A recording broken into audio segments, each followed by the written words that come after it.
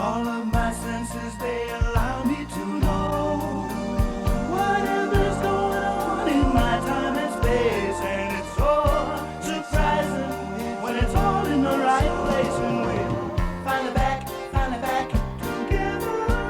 again. Finally back together again.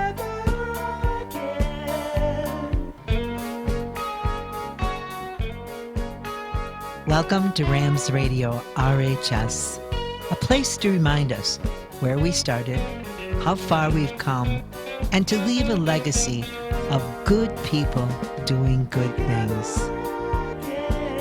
Finally back together again.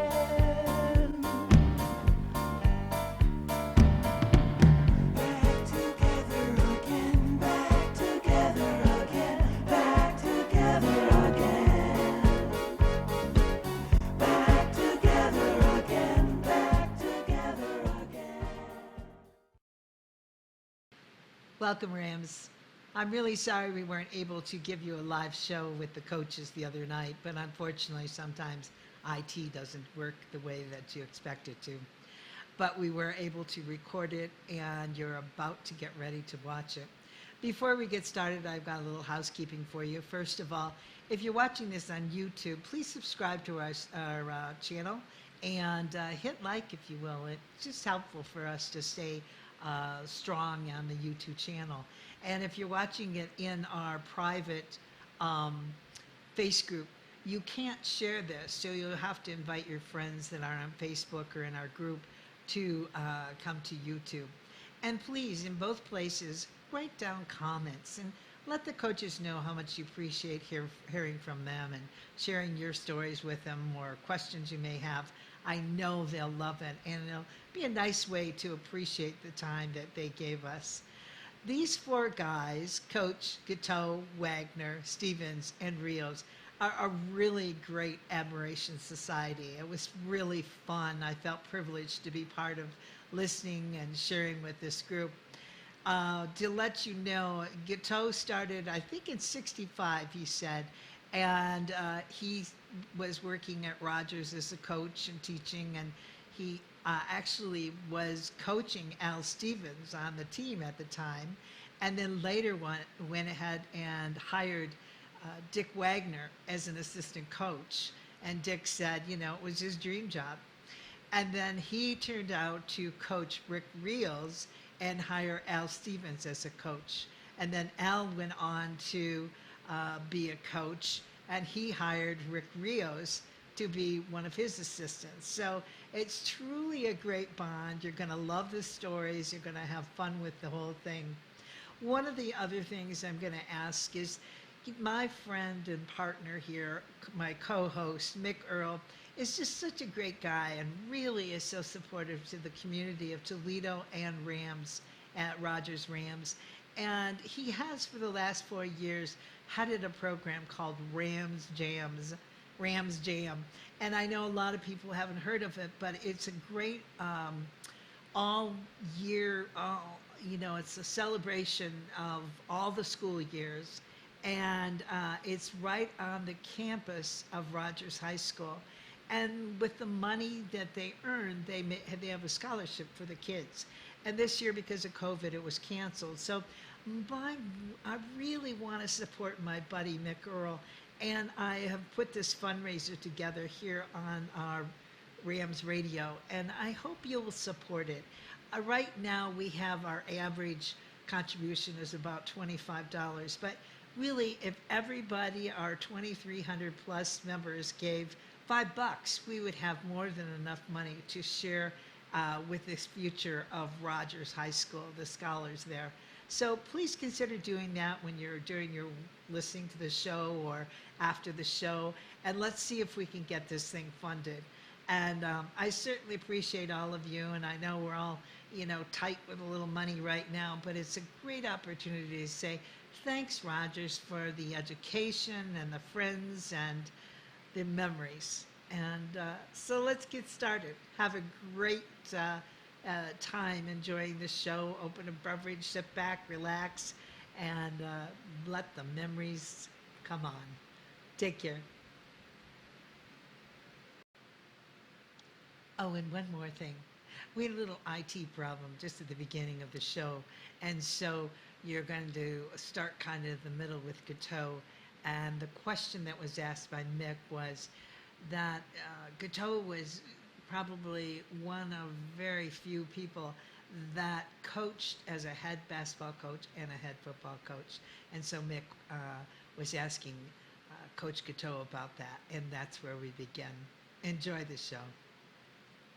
To cover the basketball question, I was when I came to Rogers in '65. I was also the JV basketball coach, and worked with Will Cowan, the late Will Cowan. They informed me that Will had a serious ulcer situation and probably will not ever coach again. Are you interested in taking over the head basketball job? And I said, absolutely. But then I got, after saying yes, then Bob Roman and some other folks from McTighe came by and said, are you sure you want the job? And as I told Bob Schultz, yeah, I'm up to the challenge. I'd had 2 City League freshman teams at St. Francis that won the championship 63 to 64, 64, 65. I had worked very closely with Will Collins. I also, this is a little known fact, but I was the ombudsman with the the varsity players. I was the guy that they came to if they had a bitch or complaint. And I tried to always pour oil on troubled waters. Sometimes it worked, sometimes it didn't. So October 1st of 1968, while I'm assistant coach to Tom Lyons, I had to put together a staff and start practice. So I was coaching football and basketball at the same time.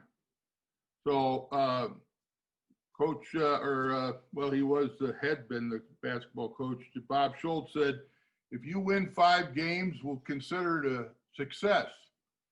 Well, we start out with 4 juniors and a senior. And we immediately put the senior on the bench and brought up a sophomore, Kevin Wolf.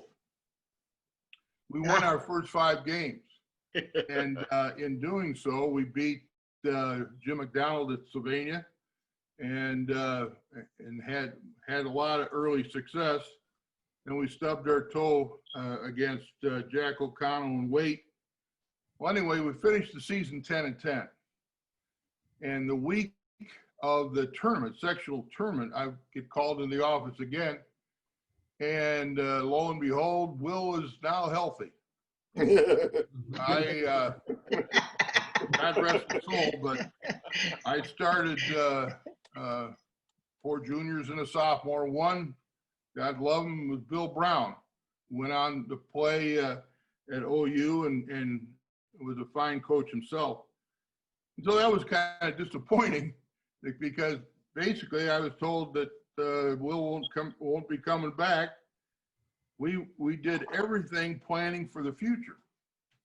And so so my stint as a head basketball coach, I guess you classify as interim, but I hadn't planned on being interim. And consequently went on then to coach 1 more year with Tommy Lyons, but also that following year I was the dean of boys. And the football kept me sane because that was the year we moved the McTighe freshman into a 3-year building, and we had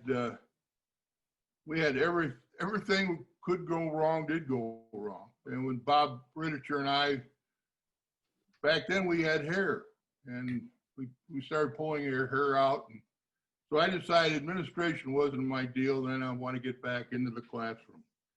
So I'm sorry, Mick, if that's a long-winded answer to the the basketball question. Again, that was a great question. I was just looking forward to you saying the words you didn't want to say earlier. Waiting for him to slip. Coach, real quick, before I go to Wags, you mentioned the name, Bill Brown. That guy he was the real deal. Well, and not only that, I talked him into playing football. He was our starting safety and wide receiver his senior year. Wow, now that predates Atwater. We got a 6'5", 6'6" safety out there. I'll tell you one thing, Bill was a tough nut, both on the court and on the field. Wow. I just love the guy. Yeah, Bill. Yeah, great. We just got him in the Hall of Fame a few years ago. Well deserving. That's terrific. Coach Wags. Yes, sir. My guy. I'll tell this story again. Freshman year, I walked in his class. Some of my classmates reminded me that he played for the Minnesota Vikings. I immediately said, he's not going to beat me up, is he? But Coach Wags was a nice guy. And let me tell you what I know throughout my life, something that I observed. If kids remember you and remember stories about you 30 years later, guess what? That means they loved you, that you was a good man. So with that, Coach Wags, tell us about your experience at Rogers, going back to when you graduated and then went on, got drafted to the Minnesota Vikings, and then ultimately drafted into the Army, which interrupted your professional football career. I'll do this real quick, Mick. Okay. As I said earlier, I was a student at Rogers. I graduated from Rogers. I loved Rogers as a student, and that love just stayed in me forever. And I went on to play ball at Bowling Green State University. And I believe we got some pictures. I'm not sure if you're going to show any pictures or not. I put one in especially for Guitteau. It's me intercepting a ball at University of Toledo. So I think Deb will be showing the pictures. I put that in especially. There you go. Can you see the screen? Yeah. Is that the one? Yes, for Tom Guitteau, I put that in there. That's awesome. You guys have face awesome. masks? Yeah. Hey, do you know those young guys? Hey, go back to that picture, Deb, the group shot. Yeah. Oh, yeah. Look at that. That's Al Stevens, coach for me. Oh my goodness, yes. Oh, jeez. And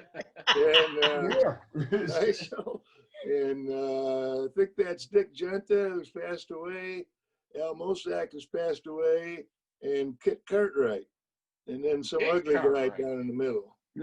Wow. My coach is right there. Yeah, Wow, that was a that's good all right. What staff. was it like coaching for, or, being under Coach Wags? I came in as a freshman coach. Really, me and coach before I really went out of college, and I did 1 year in Cincinnati coaching a little 8th grade team. And out of the blue, I get this call in the summertime from Wags. It's like, "Are you interested in a job at Rogers?" It's like, heck yeah. Wags. Off I went and was on Wags staff about 10 years or so. And I tell you what, learning a lot more, not even just about football, but learning how to work with kids. That was probably the biggest thing I've ever learned, is how to be on top of kids, make them work hard, but also care about them. And I tell you, he's probably the greatest guy I've ever worked for. And there's nobody is to top him. Oh. Wow, that's awesome. Because I remember being in the stands, hearing your name and Tom Lutke. Really. I remember that so well. Yeah. Tell me about that. Well, I wanted to include this because I always tell everybody, I was a halfway decent running back. But if you see the size of Lutke's neck, all I did was follow him. And I got all kinds of yards. I mean, he was a bull. He was a great football player. He played down at Bowling Green, started down there in the offense and defense. And I wanted to include that because, you know, to have a teammate like him was great, and then to have him for 4 more years was super. What was this about? I was telling you about Ray Burns. He was just a great guy, and he worked his butt off for me and Mr. Vitale. I mean, he showed us how to work on the computer, and then he typed stuff up. He did the laundry. He set up the football field for games and stuff like that. He's just a super, super guy. And he's never really got any kind of recognition. I just had to include that. Yeah. He's in ill health. He lives in Springfield. I have not seen him for a while, but yeah, he's super, All super right. good. And what's this one, Dick? Oh, I didn't realize. I forgot it. That was I made the Toledo City Hall of Fame, and that's my All favorite. right. That's awesome. That's And this is Susan Waterberg. Can everybody hear me okay? And I just wanted to mention, I don't want to take the energy down here, but Dick's brother-in-law was Denny Waterberg. And Nick and I were talking, we said, oh, we got to talk about him. The guy had such a spirit, and he passed this year. And I was fortunate enough to see him last fall at the Rogers 50th reunion. And just a spirit, full of life, had his Hawaiian shirt on. And I just wanted to recognize him because I didn't really realize how long he had worked at Rogers. Go ahead, Nick. Give us a few words. When I met him, because all of my kids went to Rogers, and when I met him, we hit it off instantly. And he was just, like Deb said, wonderful spirit, good guy. There he is. There he is. There he is. Good. He was a good guy. And then, you know, I found out like maybe a week or 2 after he had passed away. I knew he was battling cancer for a while, but he was just a good guy. And I really appreciate and thank God that I had the opportunity to meet him. He was really. Yep, there's another great Rams. I had the great pleasure of working with Denny in basketball. And when he was a sophomore, there was a straight player deal. He went up to the varsity, and Rod Allen joined our JVs. So I never really had a chance to coach him up as a JV. But he was a longtime friend and shared a few sarsaparillas with him. That little kid up there in the corner. Hey, Coach Stevens, man, you know, I remember when you were at Rogers coaching under Mr. Wagoner. Then you took over the program when Rogers' program was probably at its worst. Almost can't. No, I'm saying you took it over, and then you brought it back to life. So talk about it. Let's talk about it. Well, I'm going to go back even a little bit further, and I'll come up to that part here. Actually, I was on Tom Guitteau's first team as a head coach, 1971. And about a year ago, we were at Scott High School, and we go in the lobby, and there's this huge picture of the Scott football team, and it had a record, 9-1. Oh, yeah. You know who the one is? Your team, Rogers. That's right. That was the only game they lost that year. Well, Wow. now, it's a strange coincidence how we actually won that game.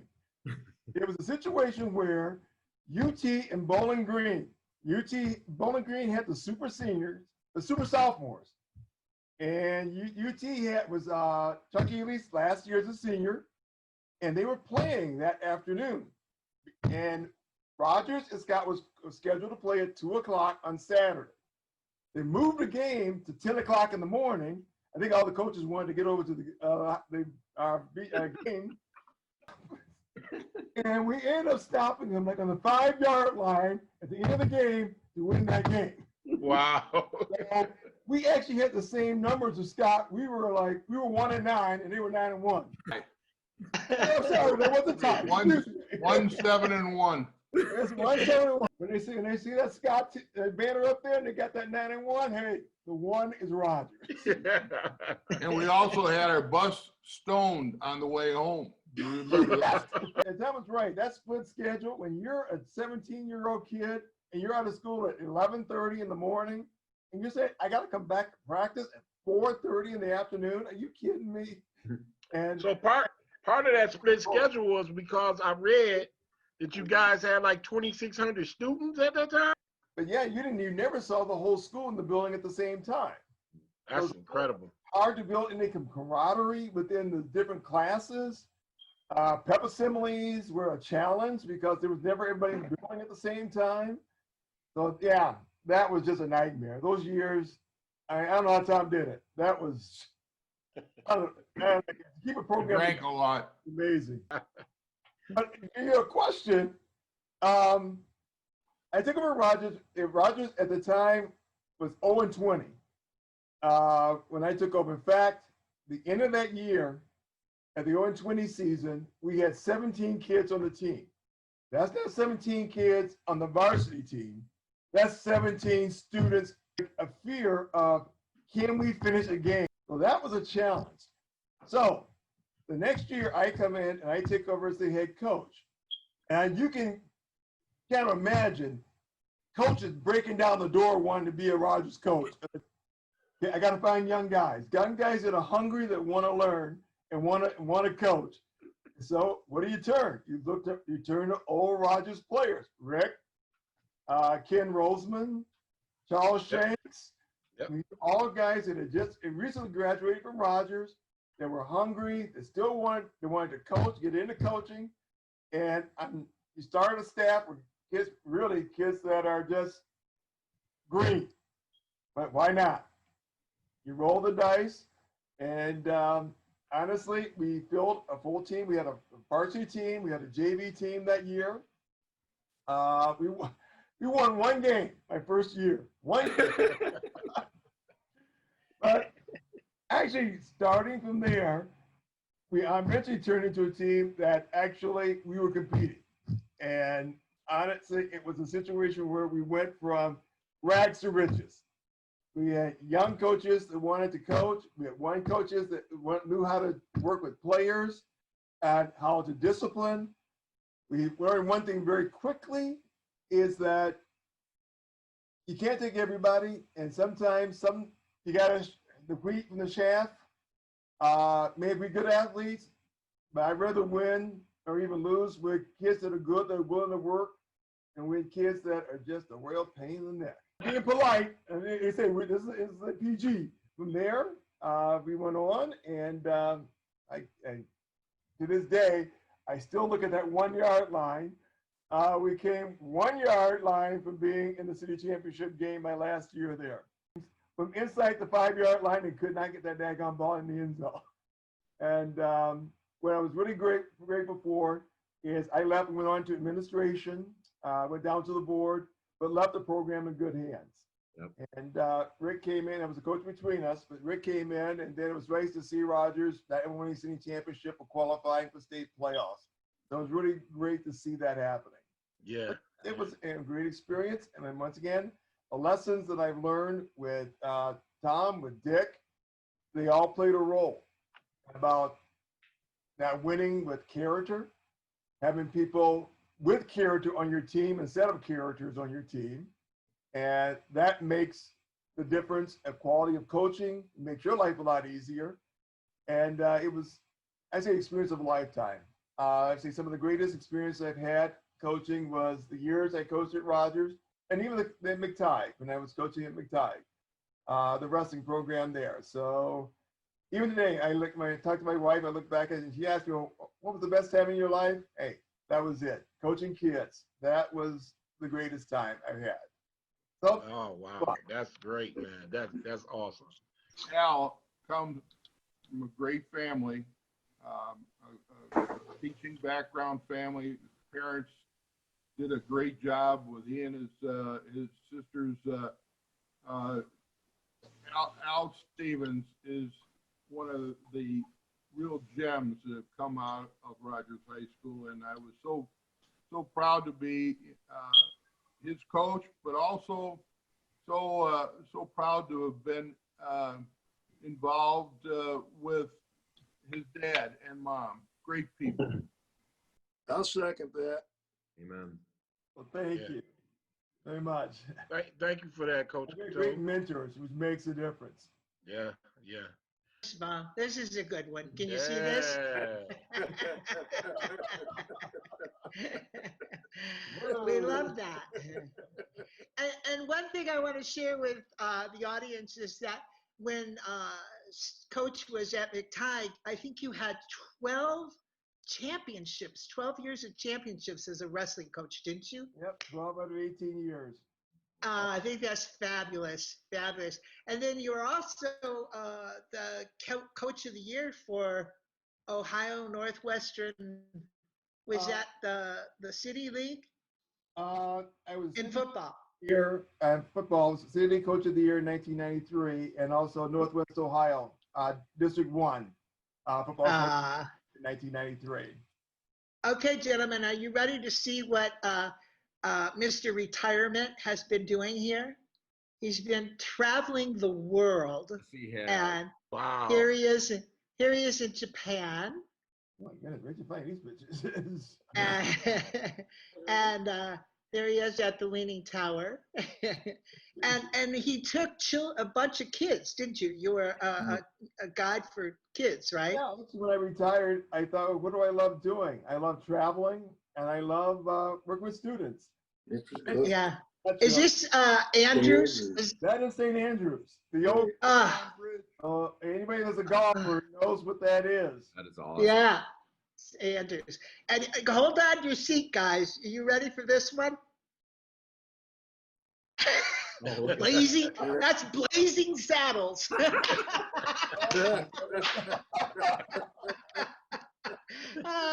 I love that one. Now, where is that picture taken? That is in Wyoming. That was an Yes, it is. my wife went on. And you know what? You ever ridden a horse? Day one is not too bad. You take over the program in 2000, and man, starting from that point, you make a lot of history, and you had some of the best players that ever suited up for Rogers, and quite frankly, some of the best players that the City League has ever seen. Between especially some of the guys that played on your teams from those three state qualifying teams. But just talk about your history. I'm gonna let you have it. Talk about your history as a student and as a coach. Well, first of all, you have to understand how in awe I am of just watching this last whatever half I played for Coach Wagoner and for Coach Stevens and coached for Coach Stevens.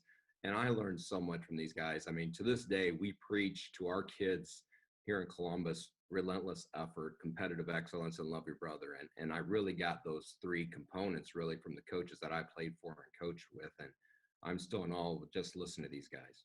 Wow. That's awesome. Um, That's awesome. You hit it right on the head on the nail. You win with people. You know, I was blessed to have coached some great athletes, and you know, and yeah, maybe we coached them up a little bit. Again, it's stuff that I have learned from my coaches. But you win with guys. You know, we get confused that you know coaches win because they are excellent scheme guys or they're excellent motivators or excellent this. You really win because you got better players than their team, and you learn. You know, the more I've coached, this is year I think 31 coming in for me, knock on wood. You win with guys who are better than the other guys, and you learn to get out of the way. You know, I as a player, I was probably fortunate that Mrs. Wagner loved little Ricky, so maybe that was the reason why I was playing quarterback, not Coach Wagner. But you know, I've been blessed to have coached some incredible guys that we've learned to get out of the way, try to put them in the best possible place, you know, where they're going to be successful and build character in the meantime, so that we have guys that really understand what our expectations are. Wow. So when 2000 come, you take over the head coaching job. You have Steve Lewis, Martwan Sample, Drushan Humphrey, DeAndre. Anyway, Drushan, the great late Drushan Humphrey, and my nephew, DeAndre Earl.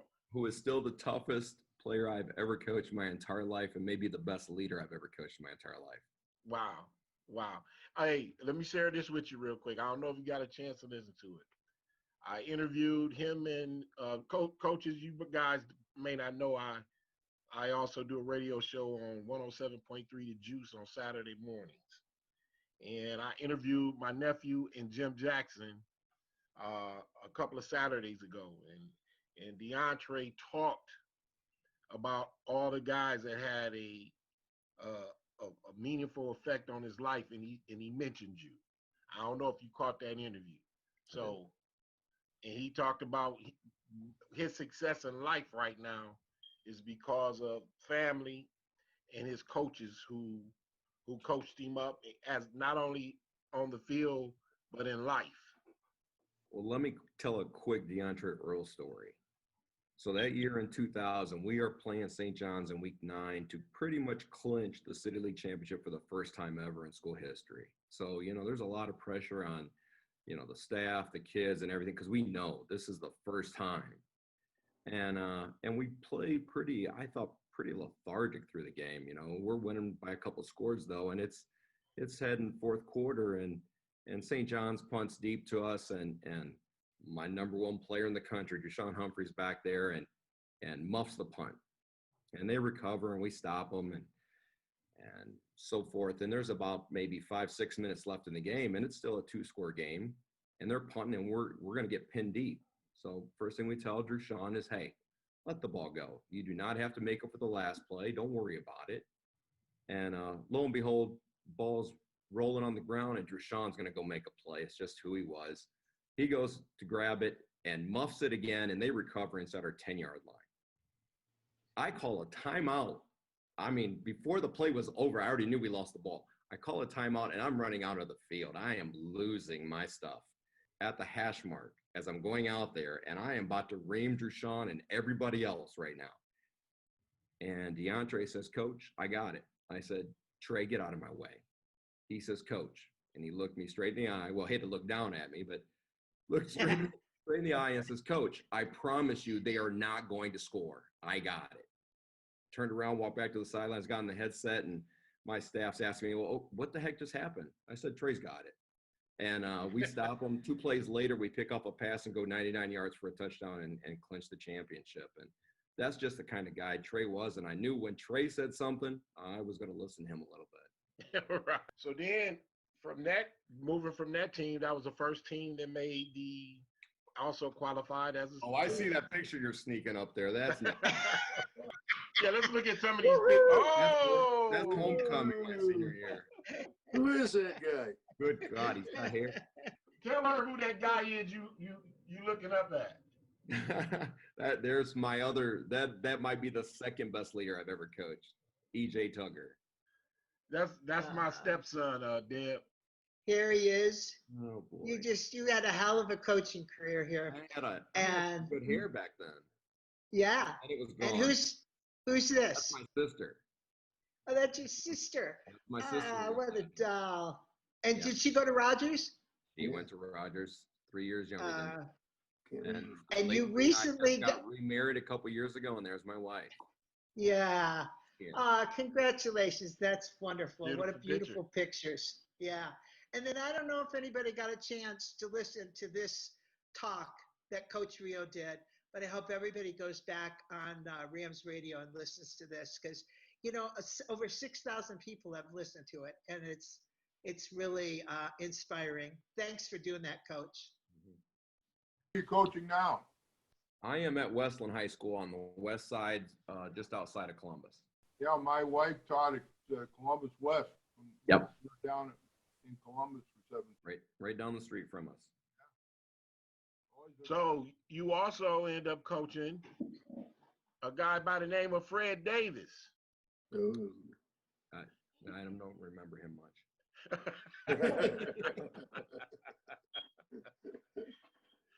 Hey, he was a pretty good football player and track star at Rogers. went on to play for USC and then the Washington Redskins. We know he had a few problems, but during his tenure at Rogers, he was a pretty good player. Freddie was a good kid. Probably the one thing that allowed us to keep him in check, though, was that every time he would do something wrong, I'd have to remind him that I've coached a player there better than him. So Toussaint passed away. That was Freddie's freshman year, so I actually would have had both of those guys together for Drew's senior year. That would have been that would have been amazing. That would have been amazing to see. They'd have made me look pretty good. Right.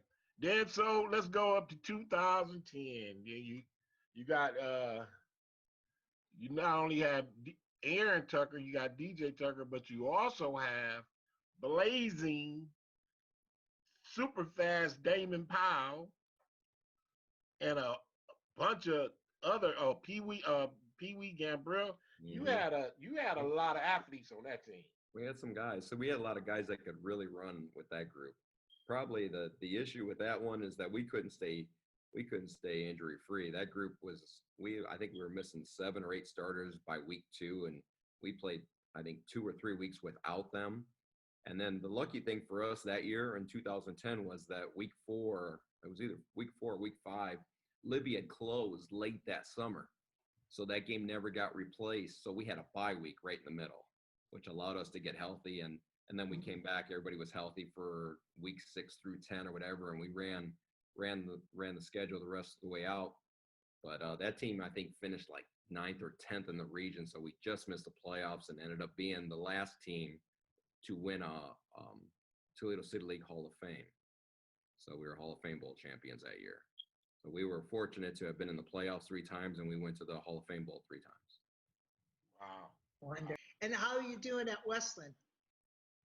We are in year 3 of a rebuild that I think this is the year that we thought was going to be pretty good. And obviously we've got a lot of struggles with all the COVID issues and everything, but I think we got a chance to be pretty good here down the stretch. I'm going to tell you guys, you other coaches, something you probably never knew. Can you see Coach over there? Yep. Can you see him? Okay. So in the spring of 1968, he became a teenage idol. Are any of you aware of that? Are you? Do you want to sing? Do you want to sing the song, Tom? I tried to get it on here, but he was in the Faculty Follies. He comes on stage. He sits down at the stool. He puts his foot up on the railing, and he's leaning into his stool, and he's got his microphone, and he starts singing, "Sitting on the Dock of the Bay." Every kid, every girl just went goo-goo eyes. We thought we were going to go nuts. Well, here it is 50 some years later, and I still get excited about it. Can you see this picture of you at the Hall of Fame golf? What was this about? Well, Al talked about the Swilcon Bridge. He was there at the Real Deal. I was able to walk on the Swilcon Bridge at the Hall of Fame. They have a replica there. So that's the closest I've gotten to St. Andrews. Yeah. And are you still playing at Whiteford or?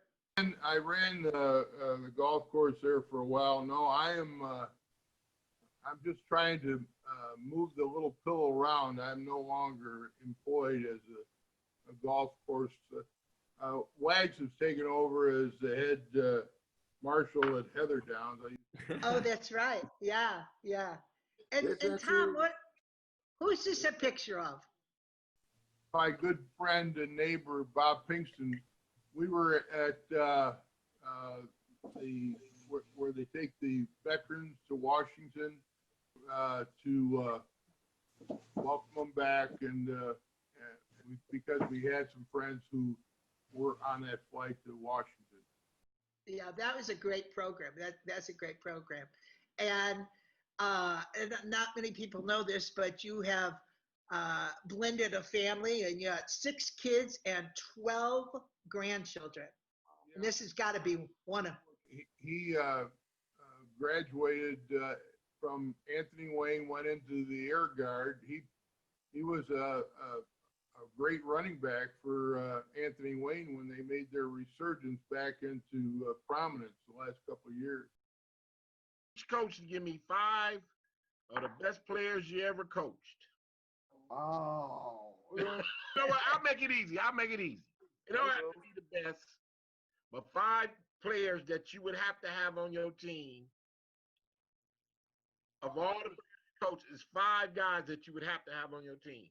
Starting with, let's do this, Coach Guitteau. Let me start because my memory is already fading. We had Don DeSalle, who went on to play for Indiana. We had Paul Schmidlin, went on, is in the Ohio State Hall of Fame.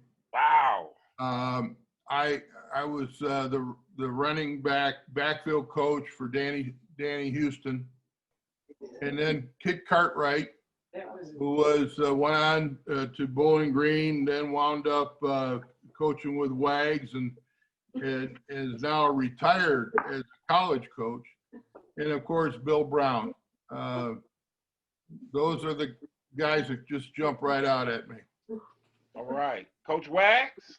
Well, this is gonna sound corny because he's here, but one of my favorite, if not my favorite, is Coach Rios. He would call plays on his own. Wow. We had a play for extra point. Only the ones that worked. Well, anyhow, he called the play when I did that. He called it that I didn't want to run because we didn't want to run the score up on Perrysburg, and he signaled. I'm going, oh my God! You taught me well. Yes, I did. It was you learned well. It was very successful, and Rick and I had words for about 2 seconds. And I just gave him a big old hug. Ricky was a great guy to coach. He did everything he told him to do. You could just give him the offense and get out of his way. They had another one, Jim Nice was a very good quarterback. He was a leader, and he got the job done. We didn't have a big group of people to help him out, but he was very good. And a player by the name of Ron Davis, he was faster than a streak. I mean, he was quick, he could go, and he was the nicest gentleman you ever saw. Sometimes I wish he wouldn't have been so nice and been a little meaner, but great guy. That's all the ones I can think of right now. I'm old. One person I look at, Marcus Chapman. He played tight end, but the all kind of offense we're running, fullback was critical to the way the offense had to run. And our fullback went down, and Marcus, even though he was a tight end, he really came back and helped us out a lot at the fullback position, because fullback has to be a threat. And we didn't have anybody else. And Marcus, it was a kid that could play almost any position, and great kid to coach. And he loved working with him. Terrell King, wide receiver. Oh, yeah. He had great hands. Oh my goodness, speed, smooth. Love working with him.